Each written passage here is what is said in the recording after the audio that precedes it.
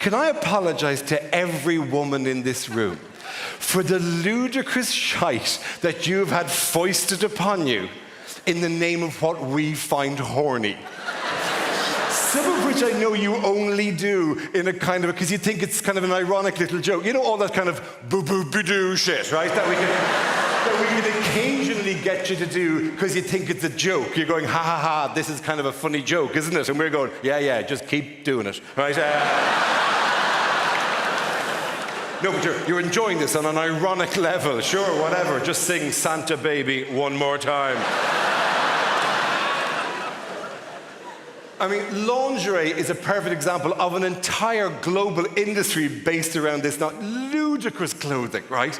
If you're ever with a woman and she comes out dressed in lingerie and goes, is this what you like, is it? This is what you like, is it? You never feel more like an ape in a simian research laboratory as a kindly scientist from a superior species tries to fathom how your lower brain works. Is this what you like, is it? Show me on the flashcards if this is what you like. Banana, banana. Tie and rope, banana, banana, tie and rope.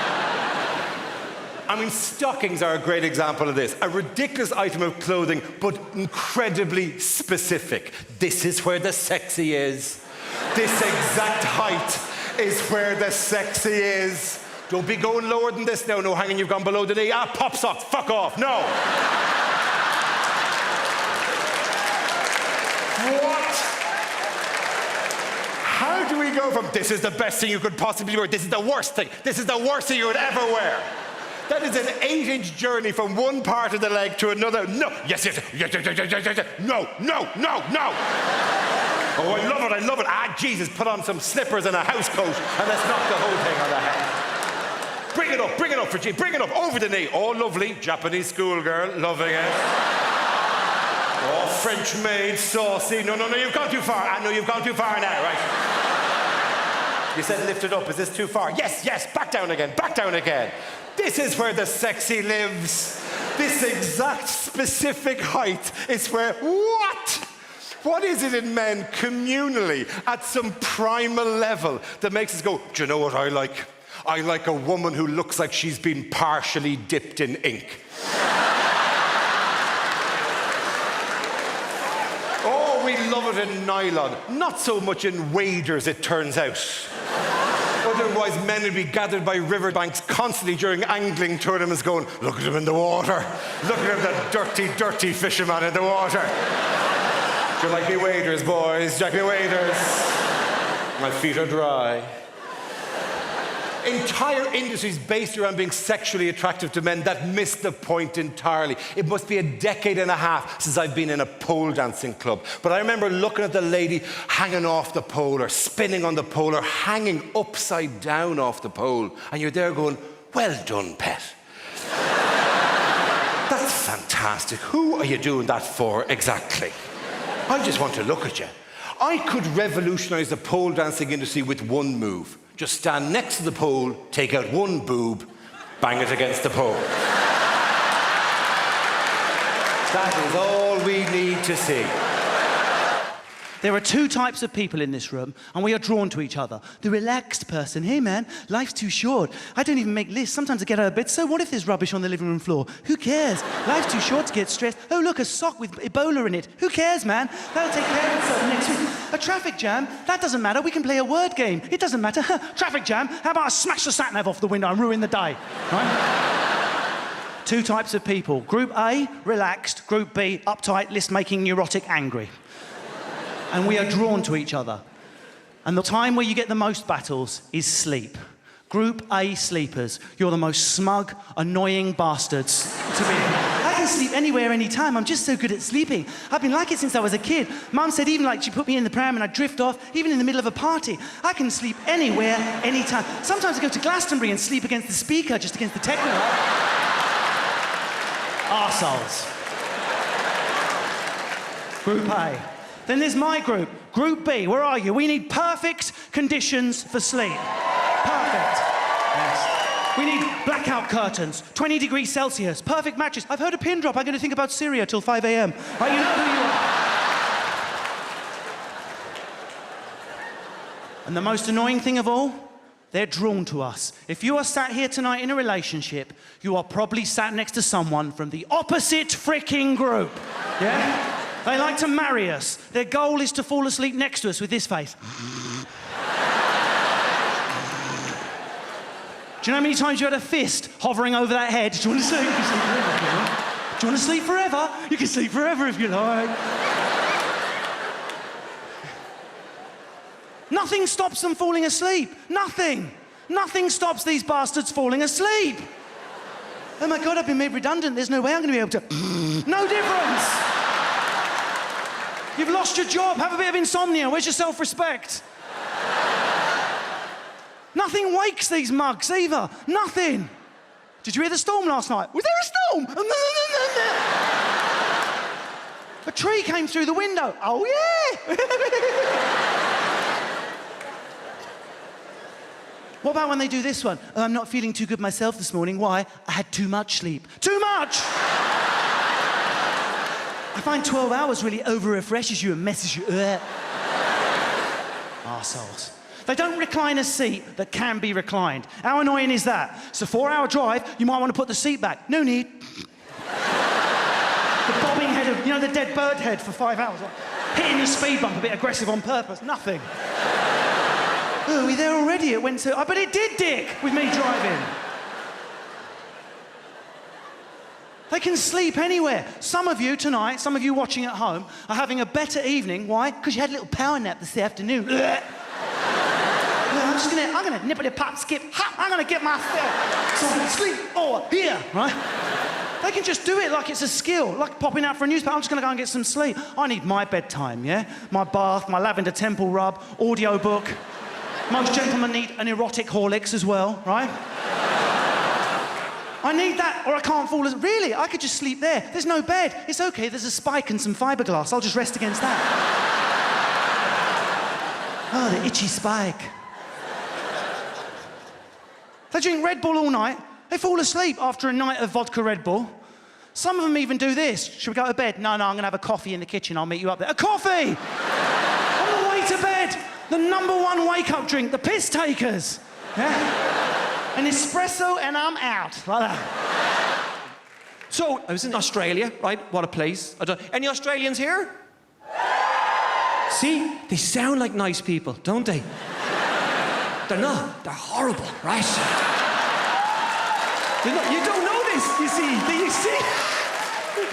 You see them on the telly on Bondi Rescue just going, look, we just rescued that guy. Aren't we nice? Yes, we are nice. We're always nice. Look at this, it's nice here. Do you want a smoothie? That'd be nice. We're nice. They're not. They say terrible things, right? And the reason why they can say terrible things is that they live miles away. And you can't get to them on time. They'll say something terrible. It'll take you 4 days to get there, right? Then by the time you get there, you forget why you went there, right? So, while I was there, right, I left the place, right? I was leaving, because my friend Tom, he's from Perth, right? And he said, where are you going? I said, well, I'm going back to Britain and Ireland. You know, I'll be there for the summer. And he went, well, that'd be nice. This summer there, yeah, that'd be nice. I went, well, no, not really. You're pretty shit, actually. Like, he'd never left Australia. He went, what do you mean? Well, he goes, well, no, it's not going to be as hot as here, but it'll still be nice. I went, no, it'll be kind of rainy, and then sunny, and then rainy again, and then sunny, then cold, then really hot, then freezing, then shit, then cloudy, rainy, with a bit of snow. Don't know, right? I said, Britain and Ireland, you know, they're quite cold. They're quite drafty places, right? And I couldn't believe this. He looked at me and he went, what's a draft? What's a draft? I said, what do you mean you don't know what a draft is? He goes, well, what is it? I went, well, it's in your house.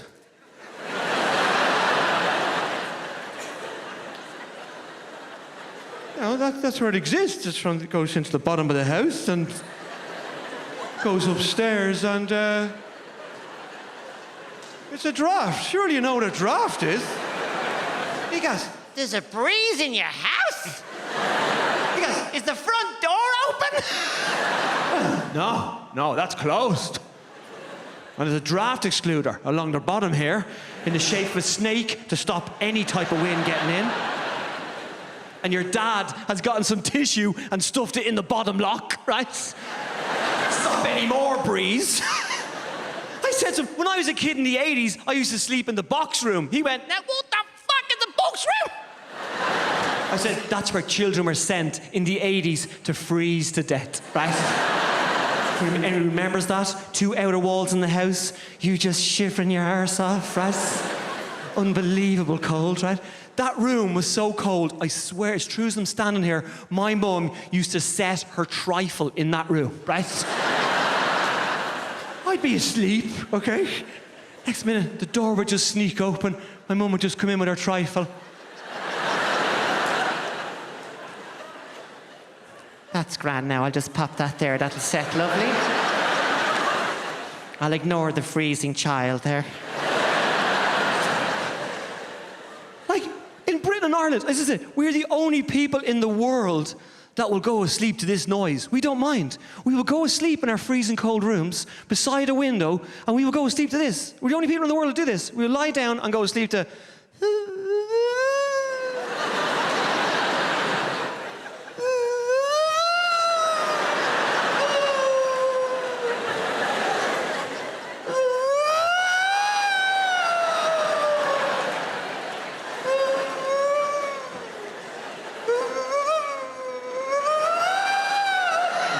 Else happened recently that I'd never thought would happen for me. I got married very recently.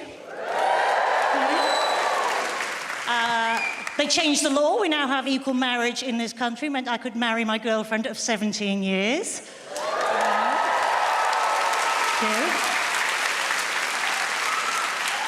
I'm very happy. She's very, very lucky. And it's great, though. I'm very proud to live in a country that now has equal marriage. I think it's a wonderful thing. People went out and campaigned for my right to have an equal marriage, and for that, I'm terribly proud and delighted. Equality...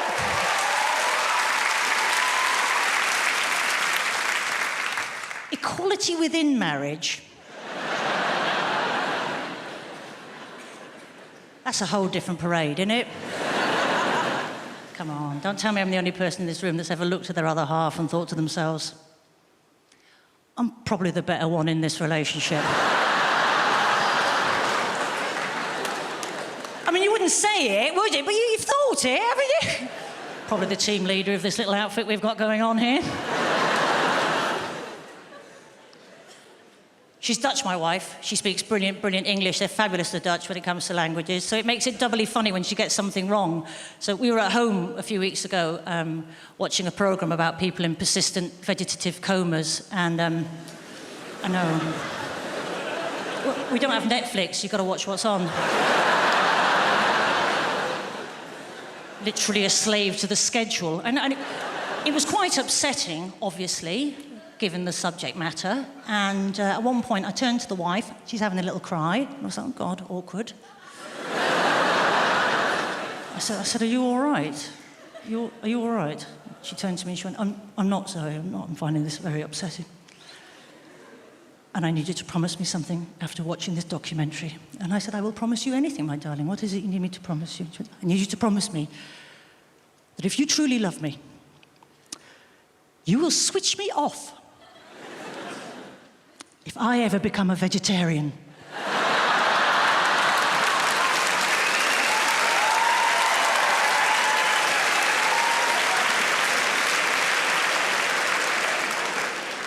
Obviously, I made that promise. Can't have the poor cow suffering, can we? First mention of nut roast, she is out of here. I am a mother. My daughter's father and I are not together anymore, but we are still really good friends. Is a lie I tell to protect her. We are not good friends. We are enemies. Woo! I take her everywhere I go, and she's such a cool kid. She's called Violet. She's 6 years old. I took her to a charity event a little while ago. It was a youth homeless charity, and I went because Prince Harry would be there. And I am normally not allowed within 100 yards of that fine man. And it was full of posh people. And I've learned that posh people think that only other posh people care about them, because they had a young man speak, and he himself was once homeless. I thought, great, we're gonna see some real world stuff. No. 18-year-old boy comes up to the microphone, three-piece suit. He's like, yeah. So like a year ago, my parents were totally micromanaging my life. And so I left, and I stayed on friends' couches and in summer homes. I was utterly homeless. It's not homeless unless the couch smells of piss and is outside a Tesco Metro. They withheld my trust fund. Do you have any idea how difficult it is to be on a juice cleanse when you're homeless? I hated him. I looked around the room trying to find the eyes of anyone else who hated this prick. Nothing. They're all like, yeah, sounds bad. There was silence in the room as he took a drink, and my 6-year-old goes, white people. I was like, yeah. That's what I'm saying. And he wasn't even white. That's such a beautiful thing when a child can look beyond someone's skin color, see the white inside of him, and hate it. Well, the ranger knocks on the door, and says, do you and your mum want to stalk a rhino? Now, it's not what you're thinking. What are you wearing? I'm outside. No. It's when you follow a rhino on foot, through the bushes and shit like this, Now, I didn't know if I wanted to do this with my mum, because me and my mum had got beef, right? When I was growing up, I was in the garden, and a bee came in the garden. And my mum went, Alan, pretend to be a flower. Then it will buzz away. When you think about it, bees love flowers, don't they? That's twisted shit. And I'm going on safari with this woman. Look, Alan, there's a lion. Pretend to be a leg of lamb.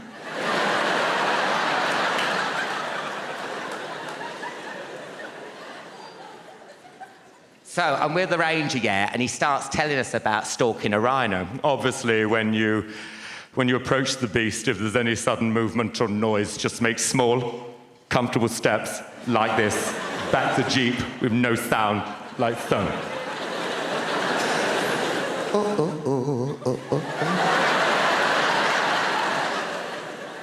I got all cocky, went, hello? Of course I'm going to do that, I'm not a moron. Of course I'm going to make small, comfortable steps back to the jeep, back down. Think I'm a dickhead. Next day, me and my mum are walking up to this rhino like this through the bushes. All of a sudden, it turns around and goes, Ugh. I went, ah! I ran. Not only did I run, I pushed my mum in front of it. I ran in Crocs. That's hard.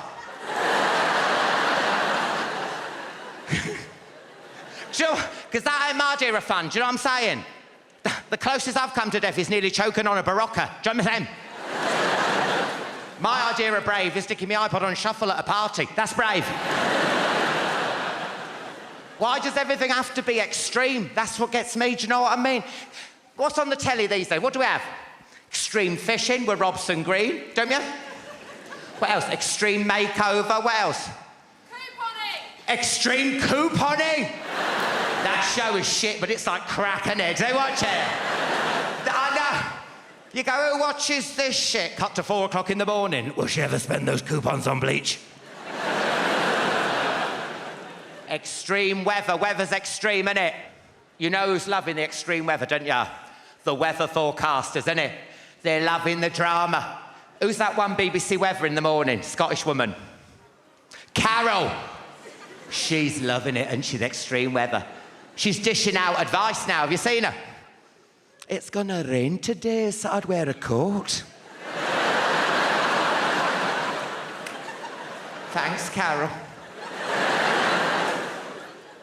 What about when they start telling you the weather that's happening at the minute? Have you seen that? It's sunny outside. Oh, thanks, Carol. I wonder what that fucking window was for.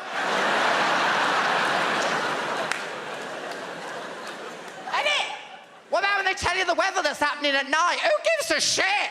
Who gives a shit? It's gonna rain at 1 in the morning. Who cares? What, are you gonna get a load of prostitutes going, I'll be packing me waders.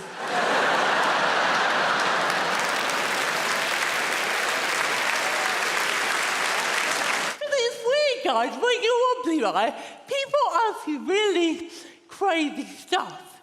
Like, look, I've had men asking me, are you shaky during sex?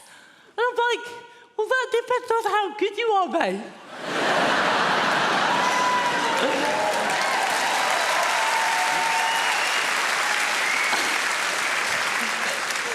But despite that joke, I am a hopeless romantic. Boys are amazing, aren't they? And my perfect man has always been a poor Irish poet. I love the accent and the poverty. And this is totally true. I met my boyfriend 9 years ago now in Dublin, and he opened his mouth and I was like, yeah, that'll do. But I remember when we first got together, quite a lot of people said, oh my God, it's amazing that you're going out with someone different. Well done. I was like, he's only Irish.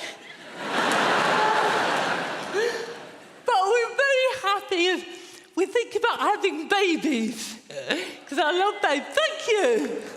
Yeah, I love them. But I'm not quite ready for babies yet because I love my life.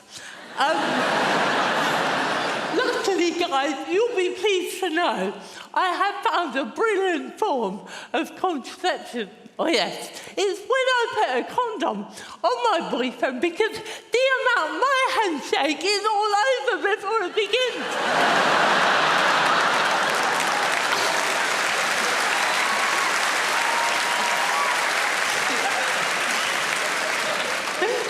But you know what? Seriously, I love being wobbly. Like, I see myself as totally normal, you know.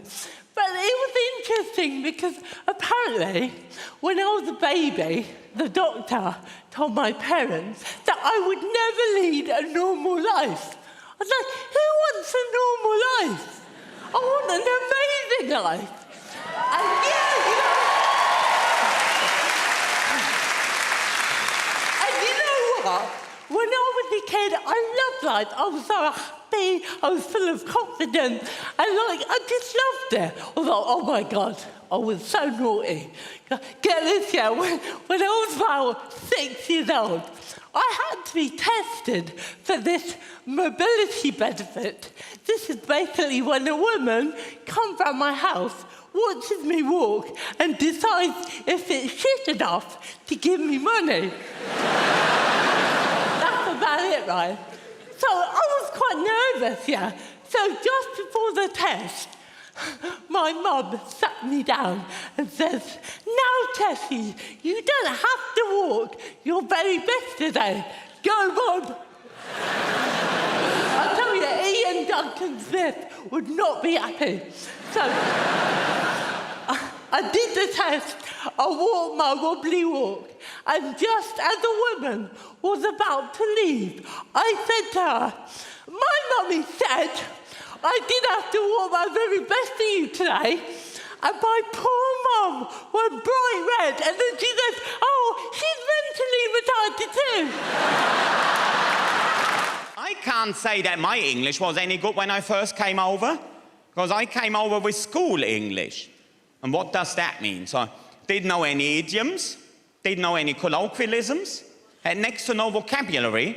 The only thing I had was grammar, because I learned that at school. And I would say everything exactly the way it was written in my grammar book. Like, I was, you were, he, she was, we were, you were, they were.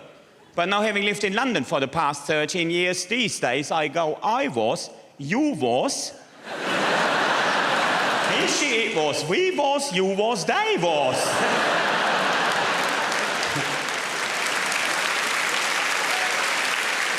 And of course, that's what every other Herbert says, or Herbert. And I always wonder, when I say we was, how do people take that?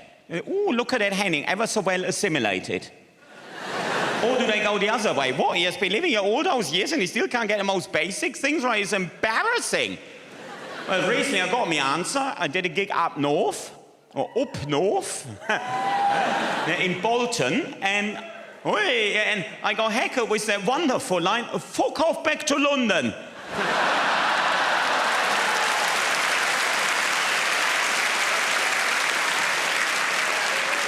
And the exact words were, fuck off back to London, you cockney wanker.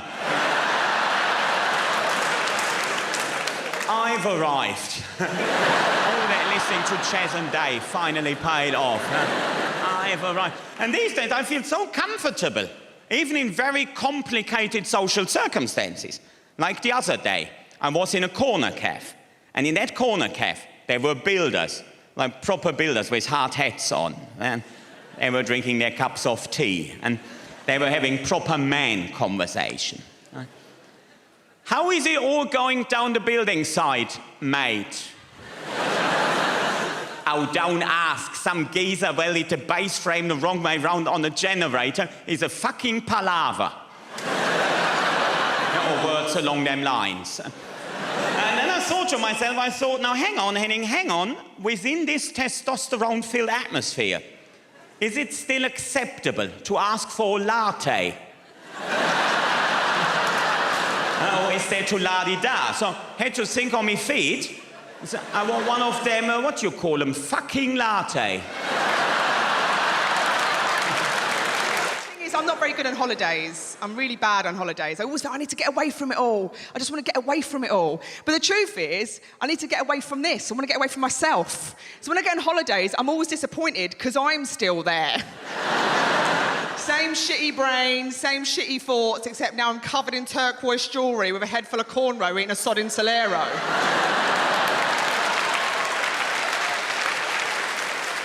I've got some sexy news. Ladies and gentlemen, this year I was diagnosed with gallstones.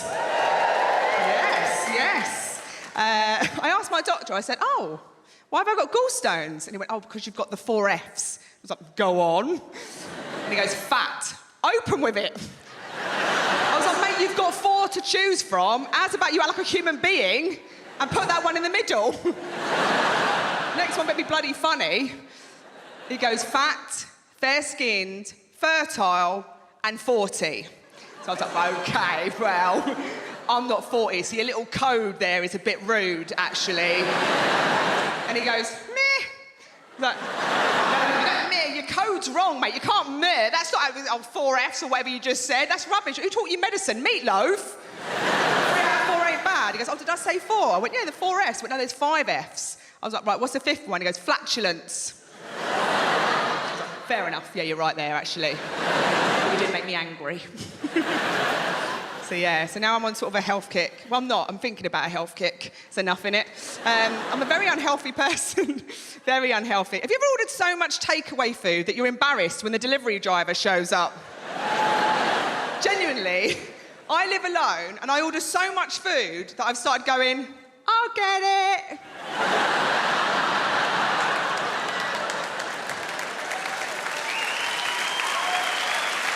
He knows I'm there alone. He knows. Now he's like, here you go, you hungry little lunatic. Here you go. And I'm a smoker, and it's just so boring being a smoker. I just wish they'd stop selling cigarettes. Trying to give up takes up so much of your time. The measures don't work. You know, every year, like, we're raising the price of cigarettes to deter the smoker, and it's like, no, when you raise the price of cigarettes, all you're doing is making poor people not buy fruit. That's all that happens. And the thing is, the latest one is, they've gone, we're going to cover it with blank packaging. That's the latest one, blank packaging. Like, oh no, not blank packaging, please. What will I do about my photo of rotten teeth I've had for the last 10 years? And the thing is, if they use those tactics on something else that was physically bad for you, but that you weren't physically addicted to, it would totally work. If cheesecake became £17 a packet, and they cover the packaging in photos of massive fat guts with mascara-stained tears the whole way down, I wouldn't buy a bloody cheesecake. Because I'm not addicted to cheesecake. I mean, don't get me wrong, I like a bit of cheesecake. But it's not addiction, is it? I've never been drunk at a party at midnight, gone outside, walked up to an absolute stranger. Hello, mate. sorry to ask to be a pain. Just I've had a drink and I'm trying to give up. You haven't got a spare bit of cheesecake on you, have you? Sorry. I'm just a social cheesecake eater. I'll give you £1. Take the pound, 'cause I might want another bit of cheesecake. But it's not always easy being a man, because, you know, I was on a quick check now. How many men in here are proud to still be virgins? Any male virgins in the room? Okay. One guy. That's the thing, as much as men talk about sex, we hardly ever acknowledge the fact that we were virgins at some point. We never acknowledge our virginity. Especially I grew up in South London where I never had the best sex education. While I grew up, you got sex tips like, well, you know what, yeah? If you drink Coke and she drinks Pepsi, she can't get pregnant, so...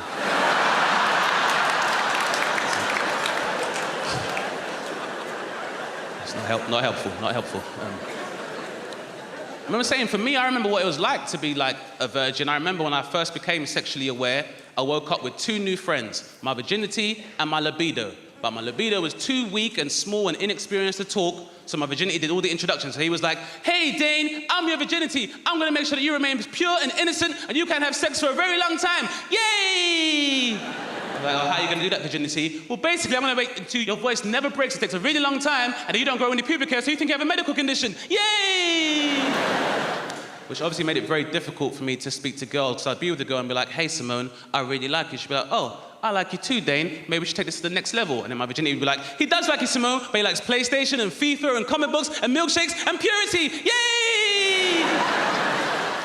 Which was tough, and then my parents would get involved. My mum would say stuff like, Dane, your virginity keeps destroying your socks. I'm not gonna buy you any more until you get under control. And then my virginity would chime in and be like, he's just exploring himself, and sex by himself is the safest way to have it. Yay!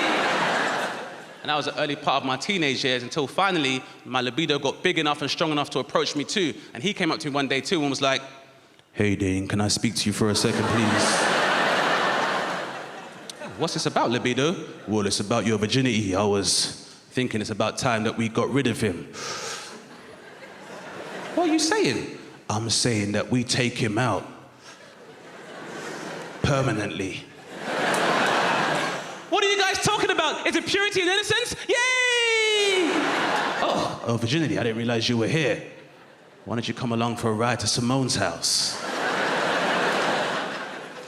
And just like that, after having that companion for 18 years, my virginity was gone in 7 minutes and 23 seconds. That's 2 R&B songs, thank you very much. And the thing is, I didn't really think I would miss my virginity, but my life was a lot less complicated before sex came along, because all I have left now is my libido, and we have very different conversations compared to what I had with my virginity. Because I'll be out with my libido on a weekend, and he'd be like, hey, Dane, you see that girl in the dress over there? And I'd be like, yeah, she must be cold. It is November. What the fuck did you just say? No, yeah, no, I see her. Oh, boobies, blah, blah, blah. Because that's the thing, once, like, your libido awakens, then it takes over your body as a man and becomes the CEO of your manhood. And it's backed by the major shareholders, the Bulls brothers. Some very heartless capitalists down there. No, because it's tough, because despite having the best moral intentions, you've always got stakeholders with their own agenda. Because I'll come to them with very noble proposals, like I'll be like, hey guys, I'm thinking about maybe giving part of myself to somebody, getting out of the game, settling down, and raising a family. And they'll say, well, Dane, thank you for coming to the meeting. While we understand your need for paternity leave, there are still markets in Asia you have yet to exploit.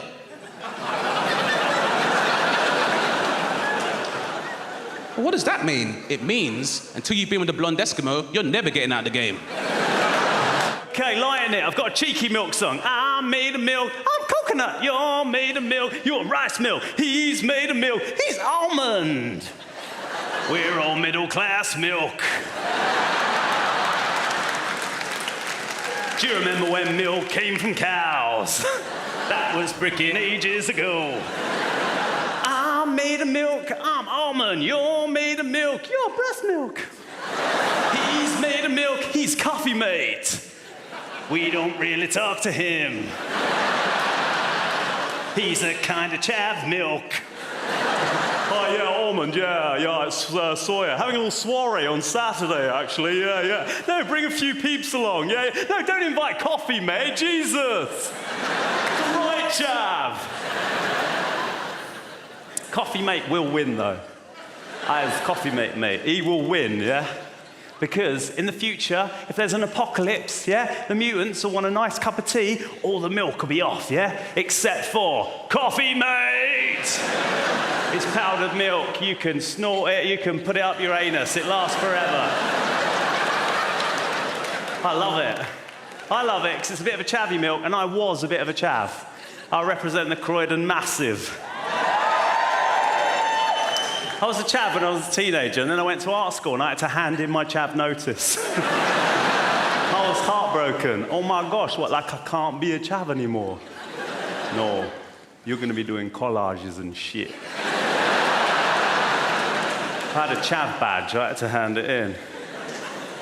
I'm going to miss you guys. But then I came out of art college and I used to get beaten up by chavs, that's the irony. I used to wear sort of silver catsuits. The chavs did not like that. And I found there was no time to explain that I was a former chav. No, but wait a minute, whoa. No.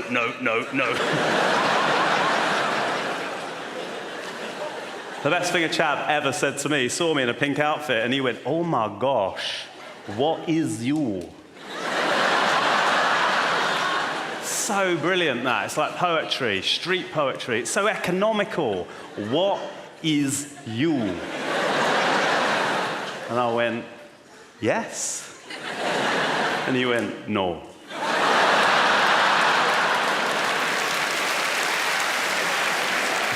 My favourite chav story ever, though, there were some chavs outside Costcutter, yeah? And basically, this woman went past and fell over, and they didn't do anything to help. They just went and laughed, yeah? And the woman was about 45. I thought, this is a nightmare. So I ran over and helped her. She's like a mum. And I picked her up and said, you okay? And she wasn't drunk or anything. She said, I had a knee operation. My knee just gave way. So I sort of sent her on her way. And I couldn't leave it, because I used to be a chav. I'm quite sort of South London, yeah? I thought, I'm going to have a go at them, yeah? I was pushing my luck. There was about 10 of them. Sent the lady on her way, and I went, what's wrong with you? A lady falls over, you just laugh? That's unbelievable. They didn't say anything, and I got really cocky, and I thought, oh, I'm in so much trouble here. I went, imagine if that was your mum, yeah? You just leave her on the floor, yeah? And this chav came out and said the best thing anyone's ever said, ever. He came out and went, yeah, the thing is, my mum don't fall over.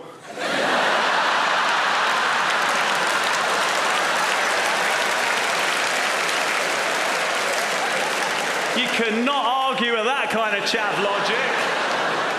Totally won me over. I got her back and threw her back down. I know I don't sound like a good husband, I'm aware of that. I sort of realised I should be a better husband, but I can't be arsed, you know? Like, my wife deserves better, she needs a better man, but I've got no inclination to be that person. I'm sort of thinking, what should I do? I decided probably the best solution, let her have a boyfriend. I really think that's the best solution. Once you get over the initial stigma, what a wonderful solution to the situation that is. You know what I mean? You don't have to worry about childcare. Got an extra babysitter in Andy. You got a mate. You got a mate. You don't have to worry about his sexual performance because Andy's smashing it on the regular. Like, it's a win-win situation, do you know what I mean? And you can try and psych each other out, do you know what I mean? You can say, Andy, let's go out for a drink. You know when you complain about your other half? Now you're complaining about the same person.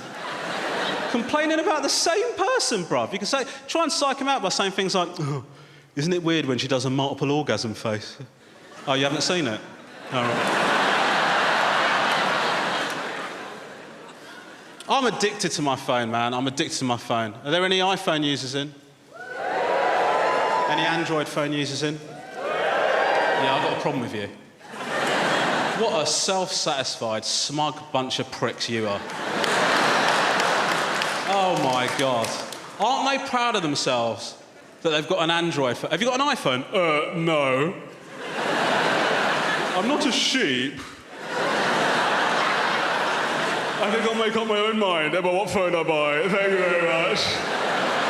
You haven't unplugged from the Matrix, all right? You're not off the grid. because you bought a Samsung, all right? It's a massive corporation. It's not a little family-owned business. Two brothers, Sam and Sung, decided to set up a little market stall and knock out phones. You're not better than me, all right? And they love talking about the battery life. Oh, my God. I imagine you're looking for a plug point. Shut up, mate. The shit battery life on smartphones is the best thing about them, because when the battery runs out, then I'll interact with my kids, right? Because I've got no willpower. I'll be down the park, I'm like, oh, that's run out. Better find out where they're going with those old men.